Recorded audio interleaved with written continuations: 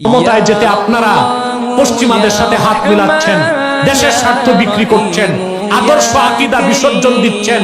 হতে পারে আপনারা ক্ষমতায় যেতে হয়তোবা আনুষ্ঠানিকভাবে খ্রিস্টান হয়ে যাবেন কিংবা হিন্দু হয়ে যাবেন, তাতেও আপনাদের কোনো আপত্তি নাই। ক্ষমতার গদিটা দখল করা আপনাদের কাছে বড় হয়ে গেছে। আল্লাহর কসম, ধ্বংস হয়ে যাবেন।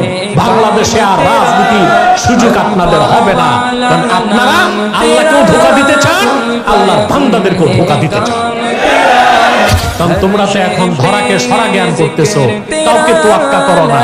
16 বছর যাদের আশ্রয়ে তোমরা চলতা, আজকে তাদেরকে তোমরা চ্যালেঞ্জ করতে আসো, তাদের সাথে বাড়াবাড়ি করো।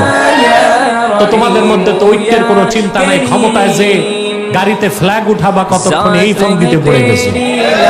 এই ঐক্য ছাড়া এই দেশে সম্ভব না। 5 তারিখের পর 8 তারিখ পর্যন্ত 3 দিন তো বাংলাদেশে কোনো সরকার ছিল না। তখন তোমরা ভোটাভুটি